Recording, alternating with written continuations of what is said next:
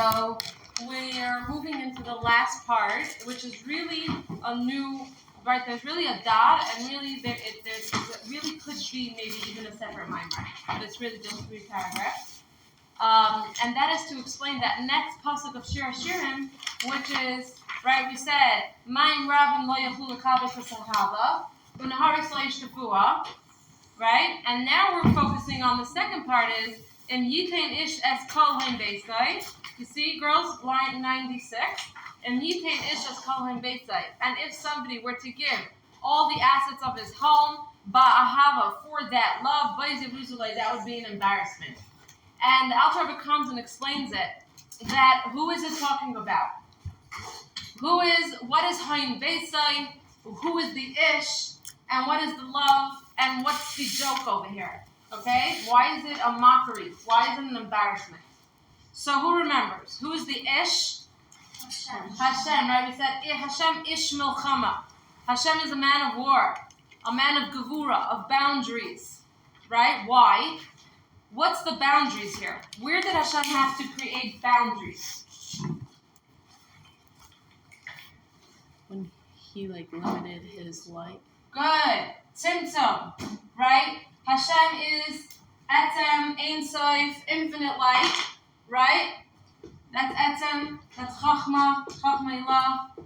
And then, in order for Hashem to sort of allow himself to be somewhat, grasped by us human beings, somewhat to have a relationship with us, right? To sort of put himself out there, it has to have Gevura. It has to have Tzimtzum and Rabin, many contractions, many, right? It's a process of evolution. It's a Seder Hishtalshalos, right? Shalshalos means a chain. It's a chain reaction, lower and lower. And as we go lower, what's getting more? There's more contraction and more concealment, right? The lower we go. So that is, smart choice. No, for sure. I never like when people sit here. I would rather just create another row there. Yeah. Okay. So who's the Ish? Hashem is the Ish because he creates Tzimtzum, right? And what's Hayin Beisai? What are Hashem's assets, so to say? Anyone remember what we said yesterday? 2 days ago. Good. Chachma Satira. That means the explanation and the understanding of God's wisdom, right? We know that Hashem took his Chachma and put it into Torah.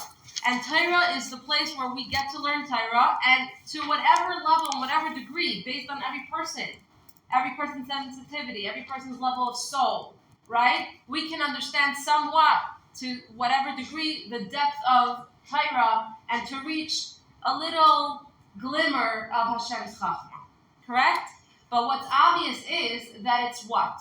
It's not Hashem's essence itself, okay? We're just touching a glimmer, a ha'ara, a ray, okay? Now, why is Gan Eden compared to Chachma Satayra, right? We said like this. It says, V'nahar hayotzei me'Eden. Okay, there's a river that comes out of Eden. So, Sophie, I asked. So, the 2 people that I asked weren't sure what the 4 rivers represent, but what we do know for sure is that this is Gan Eden. So, first there's Eden. First there's Chachma. This is Etzem. Okay, over here it's Etzem. And then from there comes a river, that's Bina.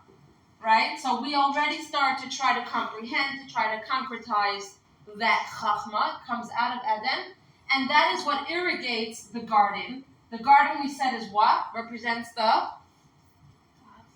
What? So what's Gimel Nun? Remember? The 53 parashiyos of the Torah. So in other words, what is this showing? That Torah is rooted in Chachma. Torah is rooted in Chachma, but what he's trying to bring out here is that it's only a glimmer of his Chachma. It's not Chachma itself. It has to go through a process. And then, Sophie, if this makes it more clear to you, out of here, there's 4 rivers. Okay? So we explained who's the ish. So in Yitain ish, if Hashem gives, es kol hein beisai. That means all the. We were going to explain why, right? Because he says over here is where Gan Eden starts forming. Gan Eden Elyon, Gan Eden Tachtain, right? And all the beautiful things. So what is Gan Eden, by the way? What happens in Gan Eden? Anyone know? What does it say? What did the tzaddikim do there? They drink alcohol? Bask in Hashem's presence. How? Specifically, it says they sit and they learn Taira. Taira. I love saying Taira now that I'm in this environment. I love it. I say Taira just because that's my Havara. But how you say Torah? Is that what you say? Torah. Torah? Okay. I'll switch it up. Lo Yeah. Rishon. It really doesn't matter. It matters what's over here. Right? Okay. So in Gan Eden, they sit and they learn Torah. In other words, what? Torah represents, that's what he's saying. Hayin Beisai is Chachmas Torah. It represents the glimmer, the light, the shine that Hashem allows himself to come through Torah. You understand? So Gan Eden, when they learn Torah, they are learning Torah, but without any blockages. So it's a very surreal experience, and also they're connecting to it in a very deep way. In other words, they're really, really enjoying, but it's really not very different than the Torah that we learn here. It's just a different experience, okay? But still, it's an experience of what? What's Gan Eden? It's an experience of is it the essence or the ray? The essence. No. Oh, I thought that's what you just said, no? No, look. No, good. I'm happy that we know now that we need to re-explain. The essence is where? Chachma.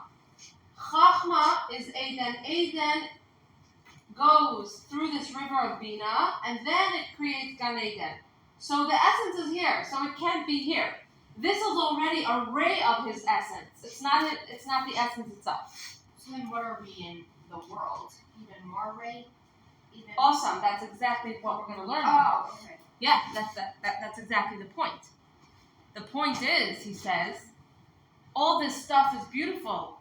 Gan Eden, Olam Haba, the world to come, paradise, right? The Garden of Eden, Olam Haba, right? All the gorgeous, beautiful things that people promise you. The schar, right? How do you say schar in Reward. the reward that you're going to get, right? The Alter Rebbe says, in Yitain Ish, if Hashem gives all this stuff that we're talking about, all this beautiful stuff, instead of the love, now which love are we referring to? The love of?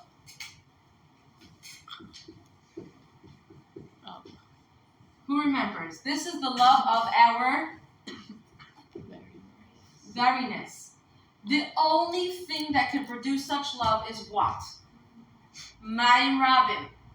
What's Mayim Rabin? The thoughts and struggles. Good. Stress of life. Let's be short, sweet, and to the point. We discussed it enough. Mayim Rabin. The darkness. The stresses. The places where actually I don't feel Hashem so close to me at all. But that is the kind of stuff that's going to produce the love of the Chol Me'idecha. So we could come and say, Hashem, I'm ready to give up all this love. I'm ready to give up the love of the Chol Me'idecha. Because you know what? I'd rather just enjoy the rain. I'd rather just sit and enjoy your light, and I'm ready to give up this kind of love. Get me out of the stress, get me out of the darkness. It's just too hard. I'm ready to give it up.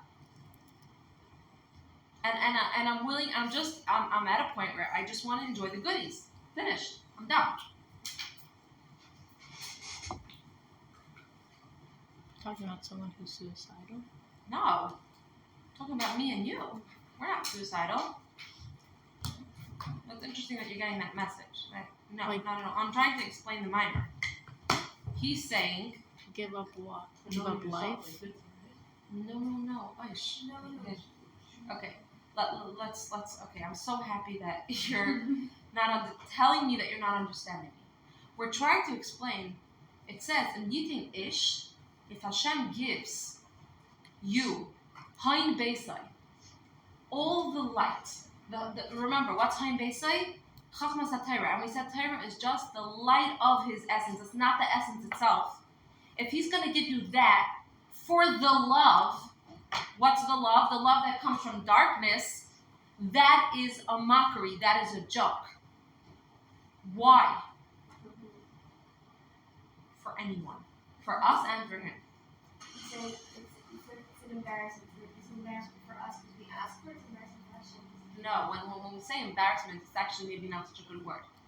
Let's say it's a mockery. Meaning to say, because it's not on anyone. It's the concept is...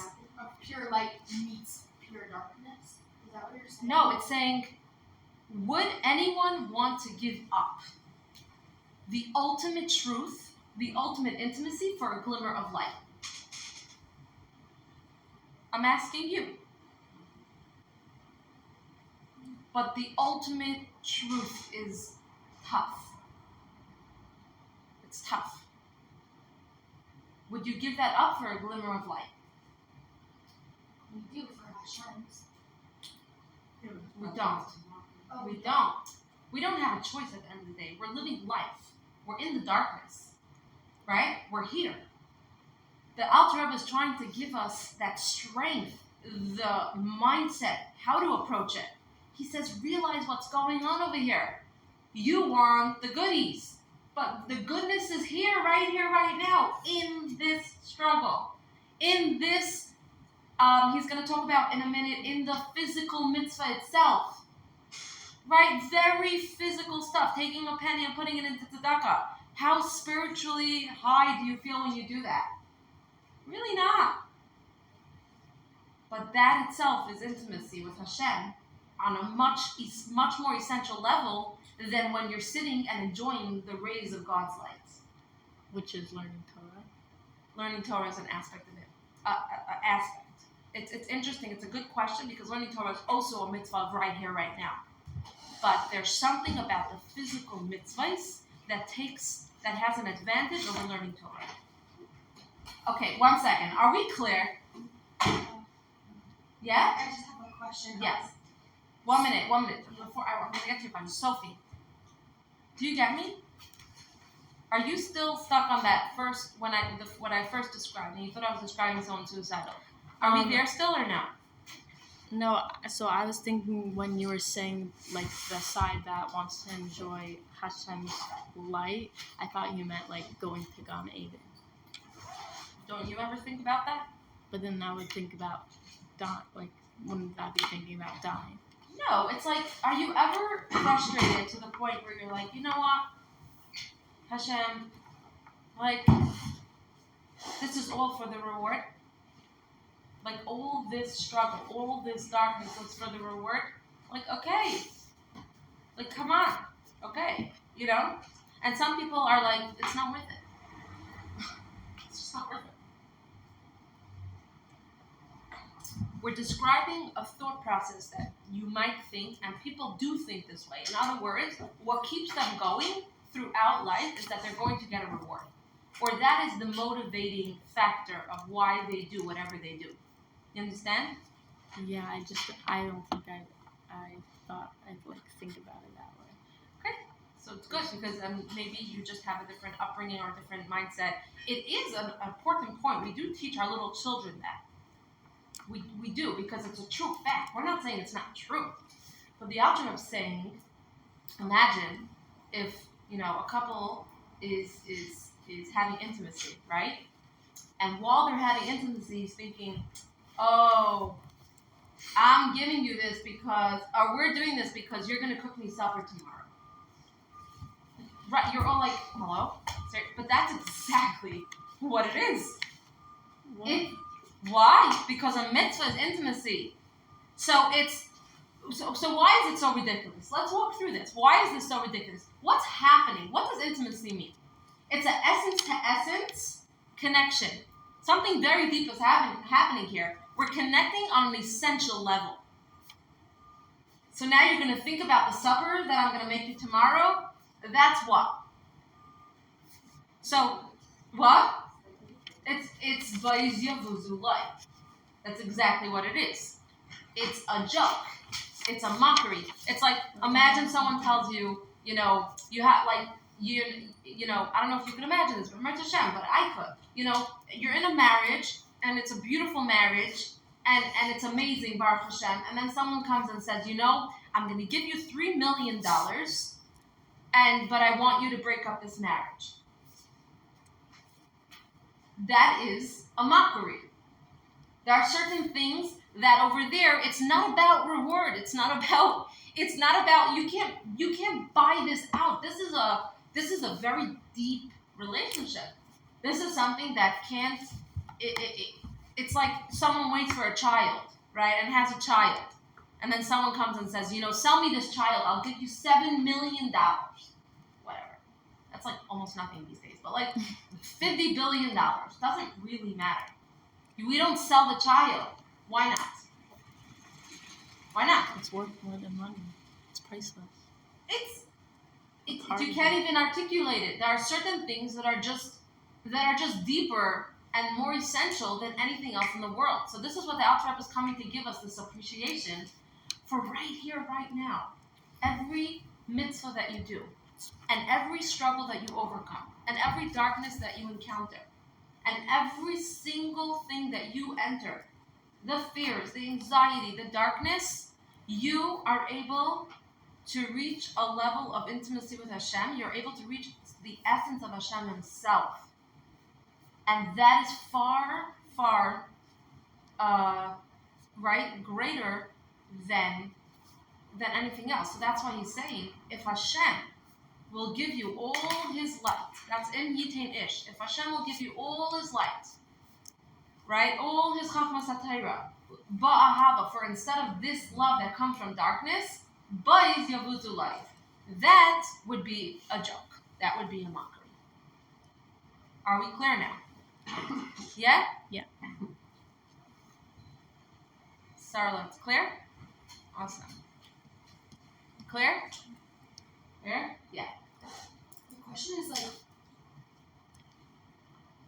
the Alter Rebbe, if I understand correctly, is saying that in this world, we essentially could connect to Hashem's essence through mitzvahs, but my thing with that I don't understand is that the blockage is that we're finite human beings and Hashem's infinite, so we only can feel or think or do as much as our bodies are capable, which in this world, there's the blockage of physicality. Hashem's not physical, meaning I don't feel Hashem's essence. It's impossible to, though, because it's not a worldly thing. So even if in actuality, which is what he's saying, we can connect to Hashem's actual essence here, and once we go up to Shemayim and hopefully Gan Eden, we can't. It's just a glimmer. It's actually the opposite. So then why are people so afraid when Hashem gives them the option to come back down, like after they die, whatever? It's painful. It's painful, but why should it be painful if really here is the better world? And also, sorry, there's just a lot of elements. Basically, there are a lot of things that I do purely because I'm like, because this is what Hashem wants me and I'm going to get a reward for it later. It's not easy to do anything. It doesn't feel good. Maybe there's obviously some mitzvahs that do and make me feel connected, but other ones that I'm like, I don't want to do this and I struggle with this. Maybe it is for good, but it doesn't feel good. So what is he exactly saying by in this world it actually feels good? Where did he say that? That it feels good? He said that, maybe I interpreted it wrong, that he said this is like where you actually get the light, like you feel like. No, this is where you create the essence to essence experience. Right? And you're like, I'm not experiencing that. But that's impossible from a human entity. No, it's not. It's possible. Then when we right. pass away, I don't know how to explain it. Like no. Don't. It's not the kind of experience that like.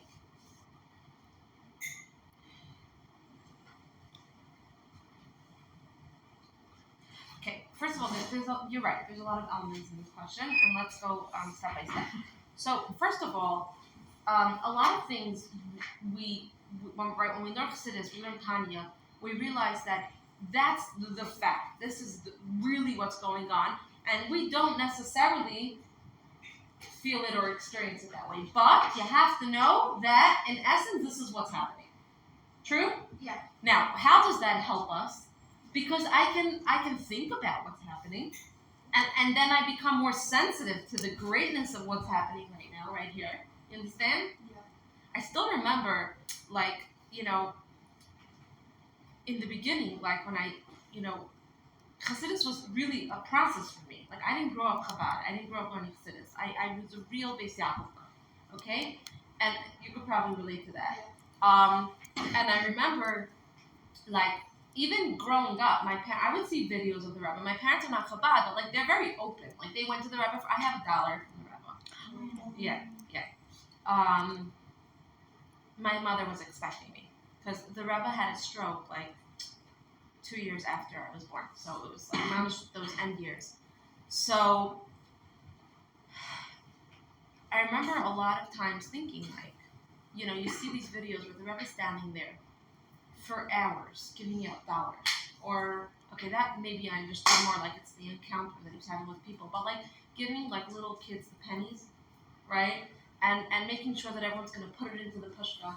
And I'm thinking to myself, like, seriously? Like, you're wasting your time doing that. Like, it doesn't really feel like, what's so major of taking a penny and putting it into a pushka? Like, my mindset was like, to be holy is to do big things. Like, you have to be perfect. You have to be the Rebbitzin. You have to be a huge Talmud Chacham. And then, that's a Avodas Hashem. Like, that's serving God. Right? That's some people. When you don't learn Chassidus, it's a little bit, becomes like that. At least for myself, that was my experience. But what I'm trying to say is, I'm trying to take you through the process of what happens when you start learning Chassidus. You start realizing what is a mitzvah. Yes. And some of these mitzvahs look so physical, so mundane, so simple, and yet they carry the deepest light, the deepest intimacy. Why? Simply because that's what Hashem wants. Now, it doesn't look fancy. It doesn't have fireworks. It's like, no one's going to call me a Rebbitzin for this. You get it? It's touching the essence. It's realizing this is intimacy right now. Taking a pen and putting it into the pushka, lighting the Shabbos candles, taking challah from the dough. It's like your life becomes, everything becomes present right here, right now. Connection. Now, another element to your question was, I don't feel that way. True, because we have many blockages. But if we could heal, and if we could get past those blockages, you do start appreciating all those little simple moments in life. And your heart gets more open, and you start experiencing even your married life is different. You understand? It's because it's always about connection. It's about connecting to yourself, it's about connecting to Hashem, and it's about connecting to your spouse and your children. You understand? So the more open your heart is, the more you're actually experiencing deep connection. You can actually feel somewhat, right? You can get through an experience of darkness and actually, yes, feel like this brought me closer to Hashem, this made me more sensitive, this opened my heart more. And I'm not this walking robot anymore, as much as I used to be. And it's those little baby steps. Every little baby step that we take, we become more and more sensitive. And that is really what it means, your personal geula. That's what it means to live in geula, to live Mashiach, right? The more we start living Mashiach, the more Mashiach can come to this world. You understand that it comes from inside of us. The more I'm in a state of geula, the more geula is in the world, and geula could come. What does it mean to be in a state of personal geula? You tell me. What does galus mean? Constrict, Separate from God. Okay, separate from Hashem. What else? Constricted. What? Anyone? What does galus mean?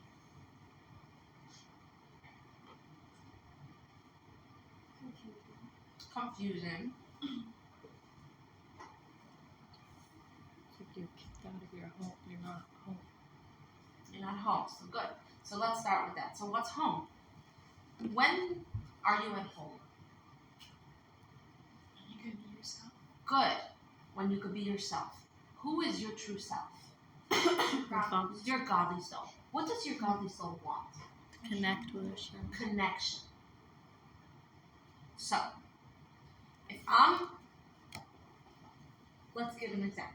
If I'm bathing my children, and the bathing my children is just an act of, okay, another thing on the list, check, yeah?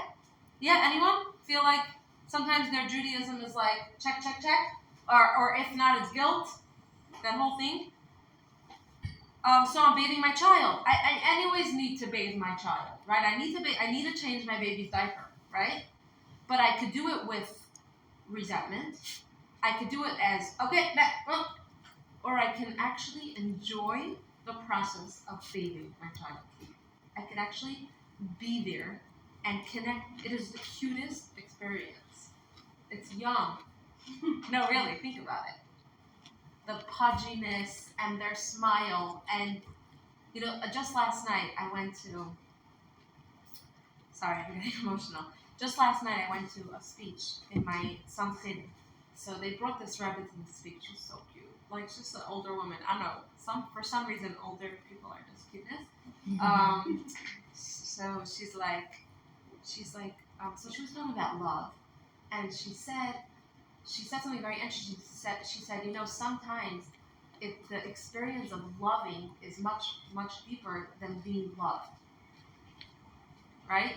Feel your heart when you feel love towards someone. It's very, very deep. It's a very deep experience. Just something that flew into my mind. So it's like giving versus receiving. But receiving is also a very, very big thing. But right. But it's that. So what am I saying? So the example of Geula means to be able to be present in the moment, to be able to connect. You understand? Every mitzvah is an opportunity for what? Mitzvah is milashain. What? Look, girls. Mitzvah means tzafsa. Tzafsa means connection. Every single mitzvah that Hashem gives us is an opportunity to connect to Him, right? So, what does Geula mean? Geula means that I'm able to be my true self. I'm able to be present within I'm lighting Shabbos candles now. I'm fully here and enjoying this intimacy of lighting Shabbos candles with Hashem. That's what it means when I say personal Geula is to be present. And it's one of our greatest challenges.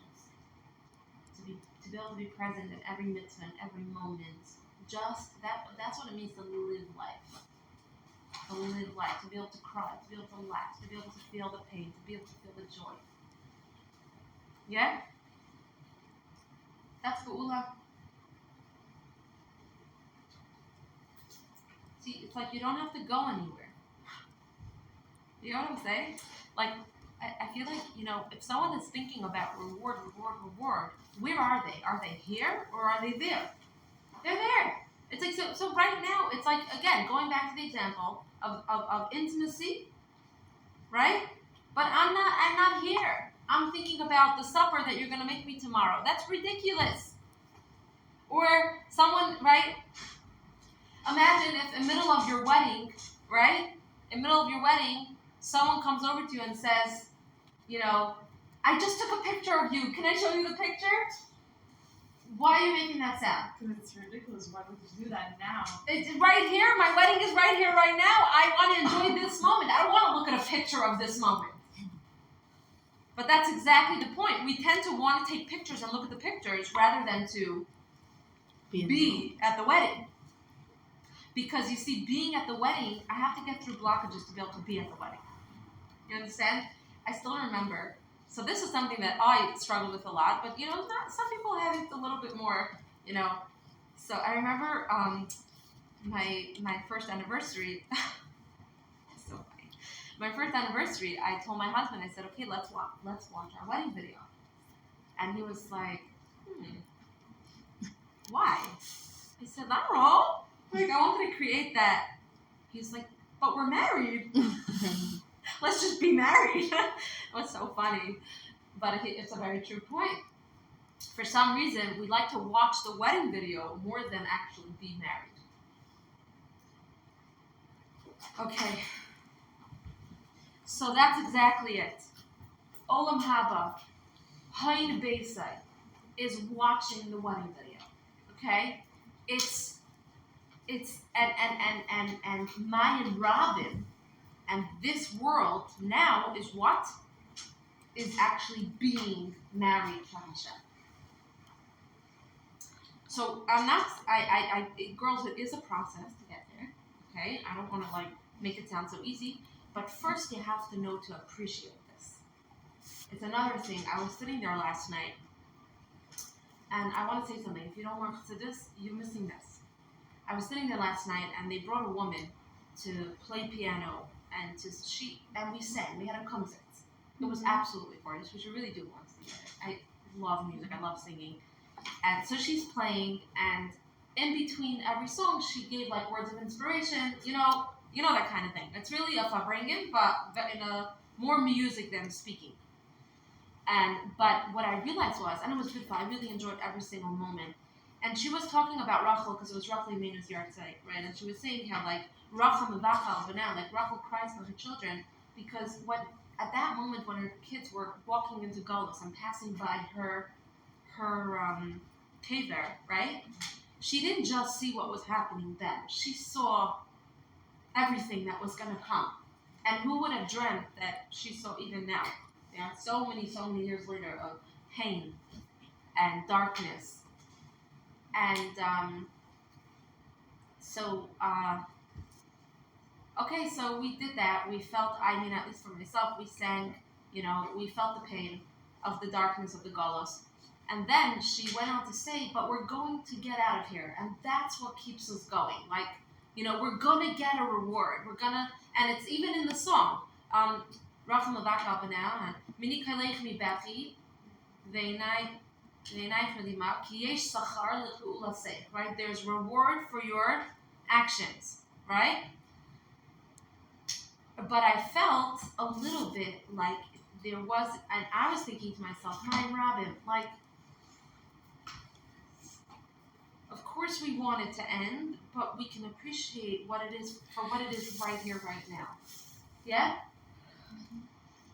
Meaning to say, there's my neshama is connecting to Hashem right here, right now, in this darkness, in a way that it can never, ever. So I'm going to appreciate the darkness for what it is. I'm not going to only try to get out of it. I'm not even going to of course we want Mashiach to come, we want Mashiach to come. It's too painful, it's too much.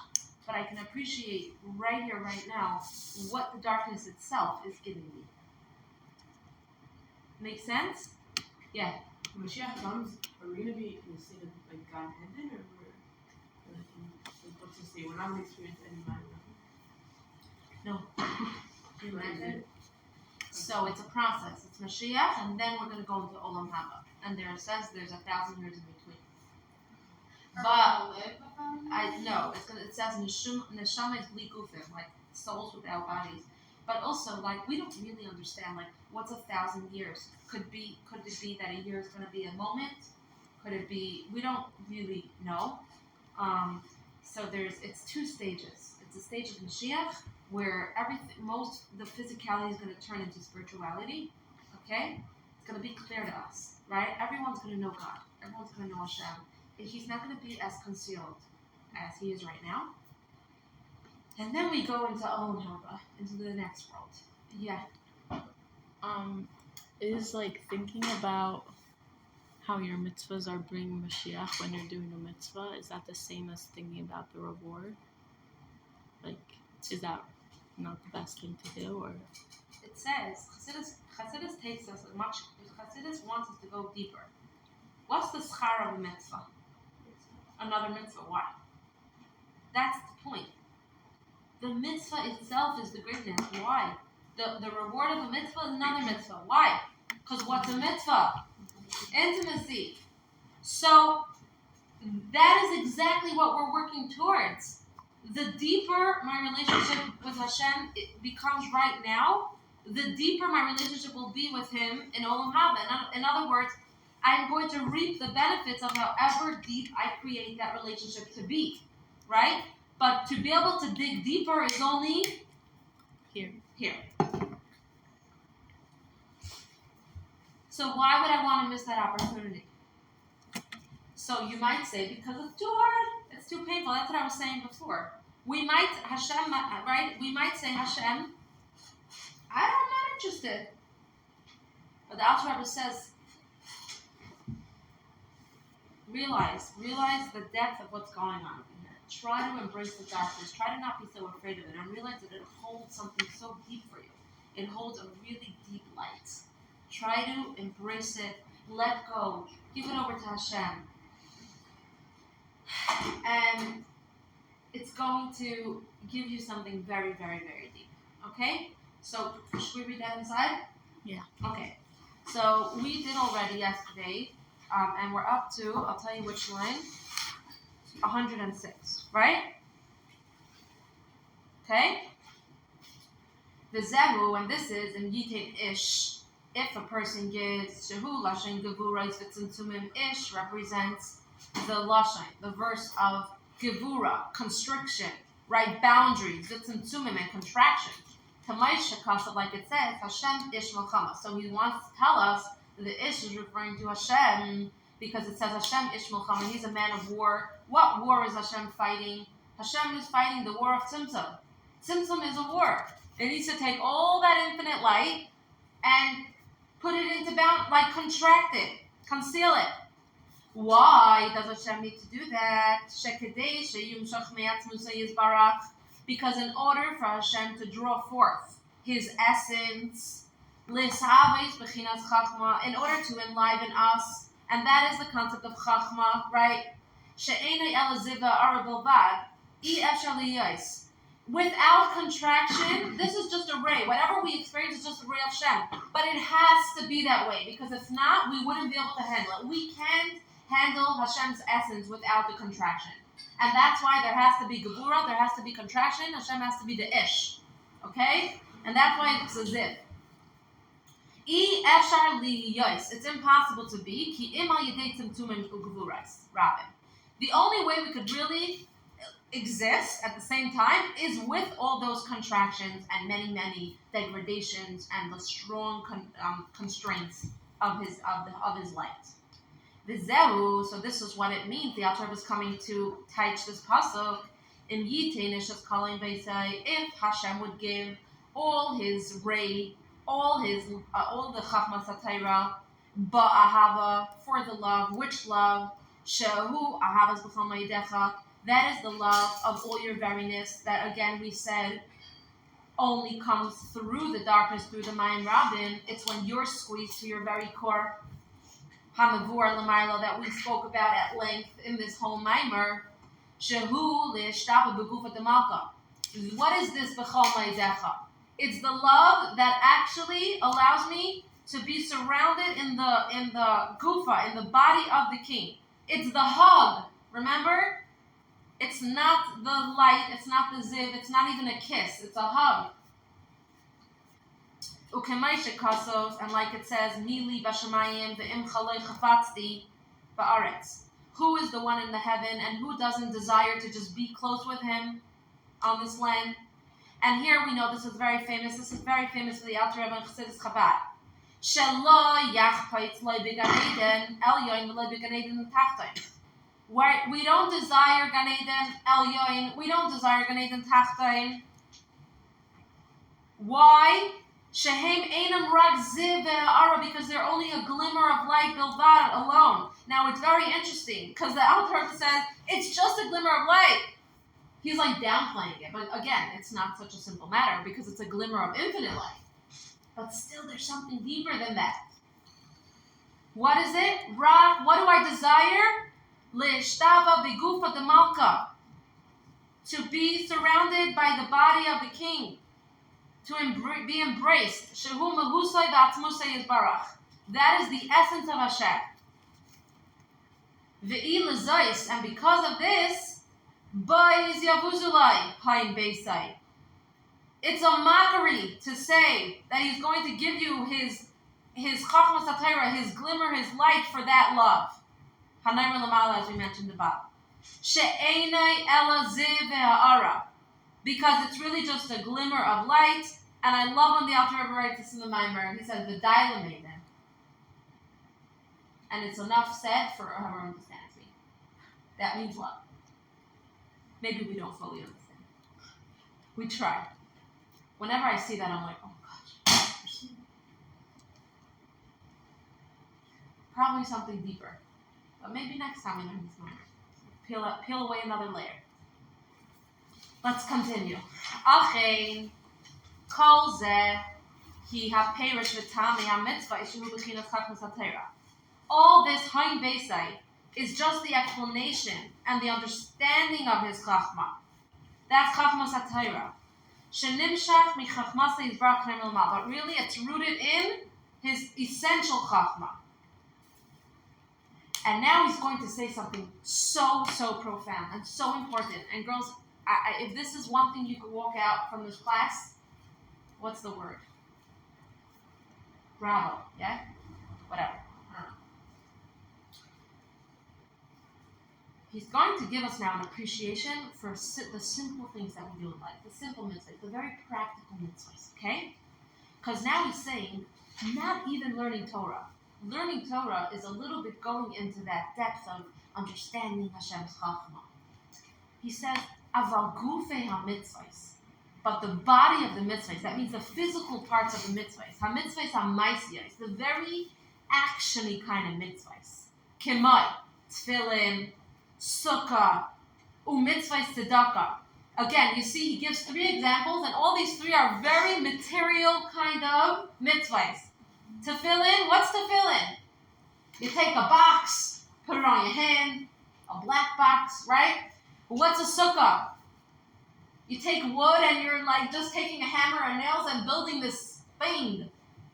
And tzedakah, you take a penny, you put it in. Or it's very material. You went to work, you earned money, you took that money, you give it to someone else. Very material stuff. Shene'emar, v'haya ma'aseh hatzedakah. That tzedakah is a very action kind of mitzvah. U'kedaimeh, and anything similar to that. Shehein heim ritzonei yizbarach, they are Hashem's will. Shelamayla me'atam b'das. It's higher than our comprehension. Hanimshach b'chinas chachma, that really draws down from the place of chachma. Uliyash sheshayrosham gavaya ma'oid mimadregas haTorah. But in their roots, they come from a higher place than that of Torah. Again, this is a concept that you already know. What do we know? Anything that comes, the higher, right, if you take a penny, and if I take a penny and I'm sitting in my chair here and they throw it down, it's going to fall, but not with such great force, right? But imagine if I go onto the roof of this building and I take a penny and I throw it down, it's going to fall down with great force. So we look at all these mundane mitzvahs. We look at all these very simple things in life, right? And they look very simple. And what Torah, a Talmud Chacham, learning Torah. Girls, I'm not minimizing it. We want to gain an appreciation for the simple things in life, okay? Seems like that's great things. He says, no, you have to understand the reason why a physical mitzvah is so physical is because in its root, it's coming from a very high place. I want to make sure you understand it. That's why I like when you finish our sentences.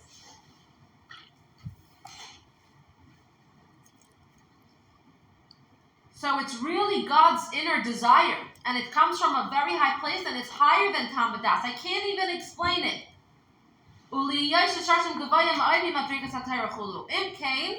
Al Kain, therefore, because they have such a deep, high root, Nislapshu bidvarim gashmiyim dafka, they are enclosed in very, very material, physical garments. She'i efshar levai lebchinas hasaba, and it's so deep that I can never really come to a place of grasping it. Do you understand?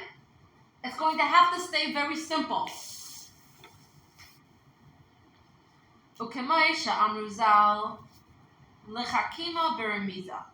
Chazal say, he brings here something very interesting. He says, for a clever person, beremiza, it's enough to hint things out. Shedavar ha'amuk ma'ayit, because something that's so deep, I efshar legaloisai b'dibor. I can't reveal it in words. You get what he's saying here? Certain things are deeper than words, are deeper than comprehension. And therefore, if I'm going to try to put it into words, it's almost like, what is it going to do to it? It's going to ruin it. You understand?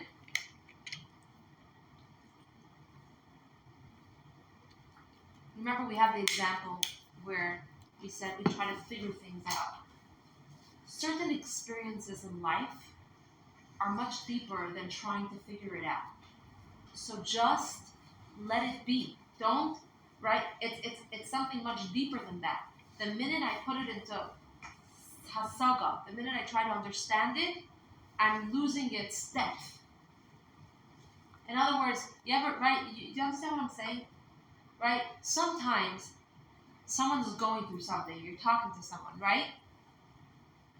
And at that moment, there are no words. All you could do is what? Give a hug. And the hug is so much more powerful than what? Than the words. He's explaining here that there's levels that are so deep that we can't even articulate them into letters. We can't box them. Can you imagine? That's how he's describing the physical mitzvahs. It comes from such a deep place of Hashem's essence that it's just an action, and I can't even make sense of it, right? And this happens all the time. I'm sitting on the airplane and I sit near a non-Jew. They want to understand, why does all of this make sense? What's your husband putting some black box on his head? And you know what the answer is? It doesn't make sense. It doesn't. But I have the faith and the trust that this is God's innermost desire, and that's very special. And I'm just going to do it with full grace and full intimacy and connect to Him in a way that I can't even describe to you. I'm not going to put this into words. Yeah?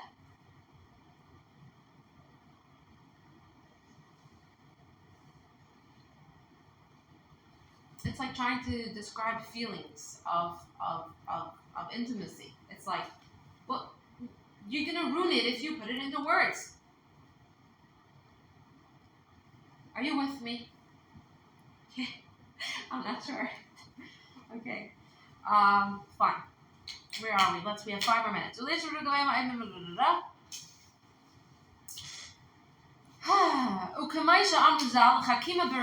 Right? For a clever person, you just hint it out.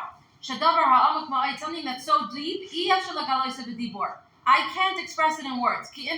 But only with a hint. But usually that hint comes through my fingers. Okay, what do we know? Body language speaks much louder than words. Much louder. Do you agree with me? What? Oh my gosh. That's why, like, texting and email and all that kind of stuff is so difficult. I find it very difficult. Because, you could literally read something and you're like, you look at it and you're like, if I would see her saying that, I would really be able to understand what she means. It could mean one thing, it could mean a second thing, it could mean a third thing. Body language speaks much louder. Okay? And how many times it's like, right, I tell my daughter, she's older than my little child, right? My little child wakes up and wants chicken soup for breakfast. Literally, right? And I'm like, and I'm like trying to create a concoction that's chicken soup. And my oldest daughter walks in and I just give her one wink and she gets what's going on. Right? I didn't have to explain, I never put it into words. It's like, so that's what he's saying here. Because certain things are just too deep to articulate into words. So too, mitzvahs maisiyos, the physical actions of mitzvahs, mipnei sheshar shama oinala, because their root is so high, shehein pnimius ritzonei yisbarach, they are the most innermost will of Hashem, kaviyachal, so to say, shelamayla ma'asaga, it's much higher than comprehension.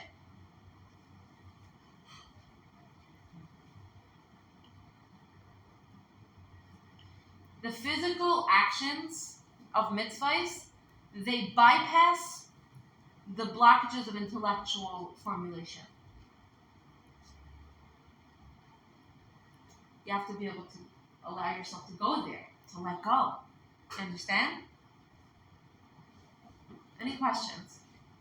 We're clear?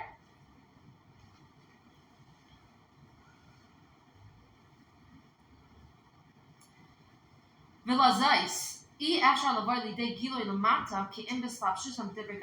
therefore, because they're so deep, they can only come down into this world when they are enclosed in very material forms. Specifically, right? This is in the Zayar. Because the end is always etched in the beginning. Naotz means they are etched, tchilasan, b'seifan dafka. Whatever's at the end is really etched in the beginning. That means the higher something is, the lower it goes.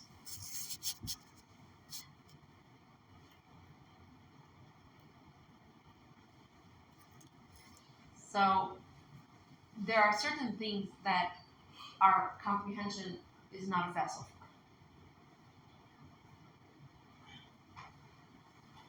And our body really sometimes, or many times, is more expressive of our truth than our comprehension.